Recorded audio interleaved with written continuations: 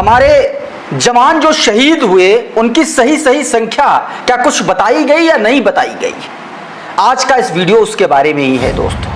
आज के इस वीडियो में मैं आपको बताऊंगा कि रफाल की सच्चाई क्या है, रफाल को लेकर के जो अलग अलग दावे किए गए उन दावों को मोदी सरकार ने कैसे झुठलाया और कैसे अब वे दावे मोदी सरकार के ही मंत्रियों, उनके अधिकारियों के द्वारा सामने आ रहे हैं, वो बताऊंगा। कैसे हमारे पायलट्स की शहादत को छुपाया गया, आप समझिए कि ये कितना बड़ा कांड है। उसके बारे में खुलकर आपसे पूरी जानकारी दूंगा, पूरी बात खुल करके होगी। और साथ में आपको बताऊंगा कि किस तरीके से मिडिल ईस्ट को लेकर के जो भारत CPEC की यह खबर, जरा देखिए, इस खबर में साफ साफ दावा किया गया है, India has officially admitted the loss of 4 pilots including the pilot of 3 Rafale. 1-1.5 line की यह खबर दिख तो जरूर रही है, लेकिन यह खबर कितनी बड़ी है कि सेना के, एयरफोर्स के उन जवानों पर पड़ रहा है जो सीधे तौर पर कुछ बोल भी नहीं पा रहे हैं।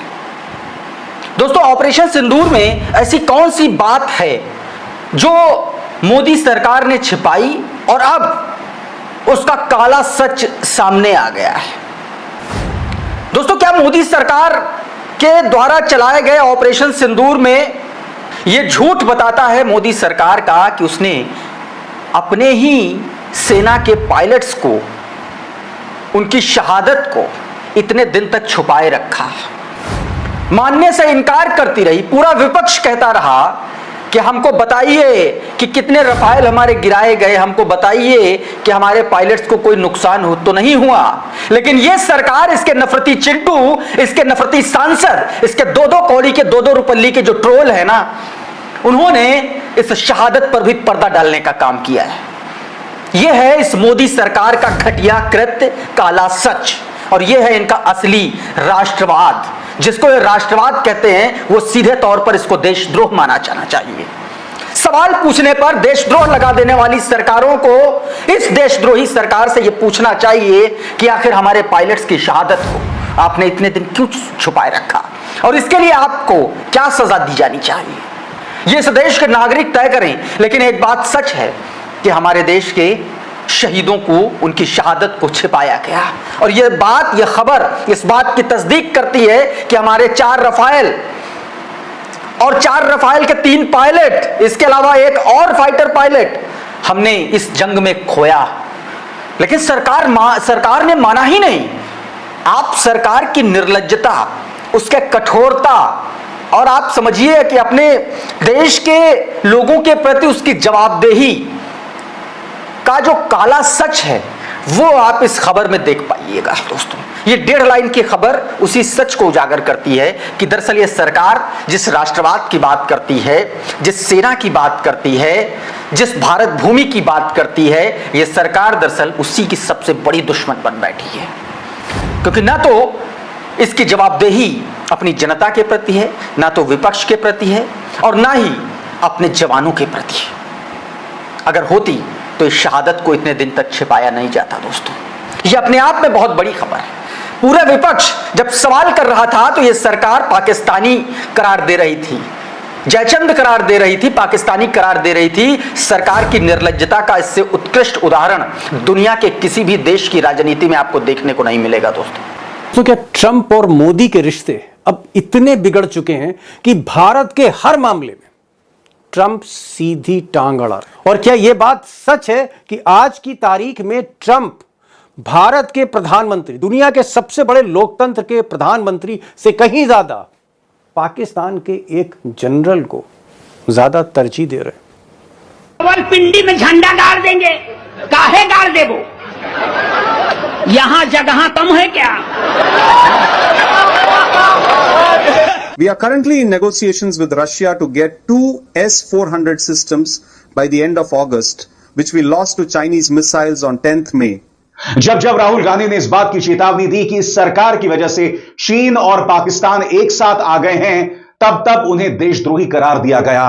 डोनाल्ड ट्रंप आखिरकार नरेंद्र मोदी को बार बार अपमानित क्यों करते हैं और नरेंद्र मोदी बार बार लगातार जैसे नारे देते हैं उसी तरह बार बार बेइज्जत होकर के भी मुंह क्यों मोदी ने जो भी छपाया वो आहिस्ता आहिस्ता करके सब सामने आ रहा है। 3 राइफल तबाह हुए, 4 पायलट की मौत हुई, भारतीयों के सामने सच सामने आने लगा है। मोदी पर पूरा भारत गुस्से में हो गया है। मजीद इसके ऊपर भारतीय मीडिया क्या कहता है, आइए आपको दिखाते हैं। एक और तस्वीर आपको दिखाता हूं। ये तो इसकी तस्वीर हो गई। एस जयशंकर विदेश मंत्री, आपको याद है कि राहुल गांधी और कांग्रेस पार्टी ने पूछा था कि कितने रफाल को नुकसान पहुंचा, क्या नुकसान पहुंचा बताइए। तब क्या क्या भजपिल्लों ने कैंपेन चला दिया था कांग्रेस के खिलाफ, पाकिस्तानी करार दे दिया गया था। अब विदेश मंत्री एस जयशंकर खुद कह रहे हैं कि मिनिमम 3 रफाल जो है हमारे डाउन हुए हैं। सुनिए जरा, अभी 2 दिन पहले ये बयान दिया, एक बार फिर से सुनवाता हूं आपको याद दिलाने के लिए, सुनिए। Something, the Pakistanis did attack us massively that night. We had already lost 3 Rafales to Pakistan 2 days ago, so it was very unfair of them to attack, but they did it anyway. We responded very quickly thereafter. And the next morning, Mr. Rubio called me up and said the Pakistanis were ready to talk. तो इस तरीके से सीधे तौर पर जयशंकर ने बयान दिया था। एक और बात दोस्तों, कांग्रेस ने बाद में कहा, जब युद्ध समाप्त हो गया तब कहा, लेकिन सुब्रमण्यम स्वामी लगातार ये बात कह रहे थे, जो मोदी सरकार में किसी दौर में बहुत मजबूत व्यक्ति रहे, मंत्री रहे, वो लगातार कहते रहे कि हमारे 5 रफाल गिराए गए, 5 रफाल गिराए गए। उन्होंने लगातार, अच्छा, रफाल के डील को लेकर के भी उन्होंने दावा किया कि तत्कालीन रक्षा मंत्री मनोहर पर्रिकर नहीं चाहते थे कि रफाल की डील हो, रफाल सही चीज नहीं है। उन सब पर बड़ा खुलासा किया था सुब्रमण्यम स्वामी ने, तब भी किसी ने कुछ नहीं कहा था। पॉलिटिक्स के साथ एक पॉडकास्ट में सुब्रमण्यम स्वामी ने फिर से यही बात दोहराई, लेकिन ये भजपिल्ले किसी की मानते कहां। ये तो अपने आप को ही सर्वश्रेष्ठ समझते हैं ना। किसी भी तरीके से अपने आका को कवर करना है, अपने आका की इमेज पर कहीं धक्का न पहुंचे, भले ही देश गर्त में चला जाए, अंतरराष्ट्रीय स्तर पर भले ही देश की छवि घटिया से घटिया बन जाए, लेकिन आका का कुर्ता चमकते रहना चाहिए, आका का माथा चमकते रहना चाहिए। आका भले ही कनाडा में कोने में खड़े नजर आए, लेकिन आका पर मीडिया कोई सवाल नहीं उठाएगा। ये स्थिति हो चुकी है इस देश की दोस्तों। एक और तस्वीर आपको दिखाता हूं, ये देखिए, ये हमारे डिप्टी आर्मी चीफ बीते दिनों इन्होंने क्या दावा किया, वो आपको मैंने सुनाया था, लेकिन एक बार फिर से मैं सुनाना चाहता हूं, क्योंकि सरकार का झूठ पर्दाफाश करना बहुत जरूरी है। डिप्टी आर्मी चीफ ने सीधे तौर पर दावा किया कि चाइना पूरी तरीके से ऑपरेशन सिंदूर में मदद कर रहा था पाकिस्तान की, और 81% पाकिस्तानी हथियार चाइना के हैं। इसका मतलब आप समझ रहे हैं कि हमारी विदेश नीति सिर्फ ट्वीट करने के लिए विदेश नीति की यह अकाउंटेबिलिटी नहीं है कि वो इस बात को फिक्स करे कि चाइना और पाकिस्तान करीब नहीं है। बात क्या, ब्रिक्स की बात कर लेते हैं। हाल फिलहाल में अभी ब्रिक्स का मामला चल ही रहा है एक तरीके से। ब्रिक्स सम्मेलन में भारत की जो स्थिति है, सबसे कमजोर स्थिति बताई जा रही है। क्यों? क्योंकि भारत का जो मिडिल ईस्ट में चल रहे टेंशन, गजा में जो इजराइल द्वारा किया जा रहा जेनोसाइड, उस पर जो भारत का प्रो इजराइल एक तरीके से जो एक उसका स्टैंड है, उसको लेकर के भारत की पूरी दुनिया भर में आलोचना हो रही है। वो कैप्टन कर्नल शेर खान है जिसकी बहादुरी के बारे में भारत के अफसर ने बताया था पाकिस्तान के लोगों, पाकिस्तान की सेना को। ऐसा होता है जब आप जंग लड़ते हैं, अगर आप देखते हैं कि मेरा ये दुश्मन बहुत बहादुरी से लड़ा है, तो कई बार उसकी गैलेंट्री की बात जो है आप ही बता देते हैं, ताकि पता तो चले उसके देश को कि तुमने भेजा था एक आदमी, इसको भले ही ये मर गया लेकिन लड़ा अच्छे से था। इस आदमी को एक्नॉलेज करने से केवल पिंडी में झंडा गाड़ देंगे, काहे गाड़ देबो? यहां जगह कम है क्या?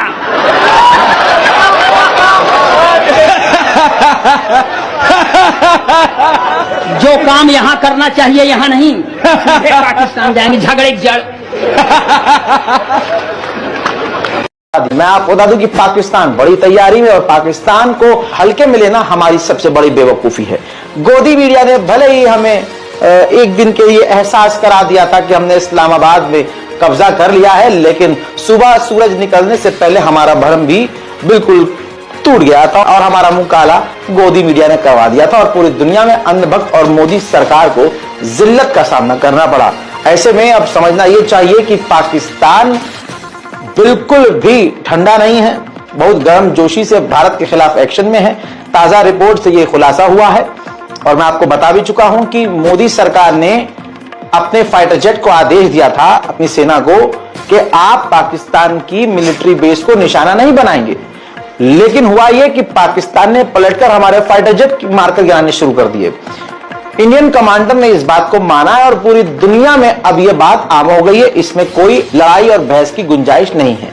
अब देखना यह जो हो गया सो हो गया, अब आगे क्या।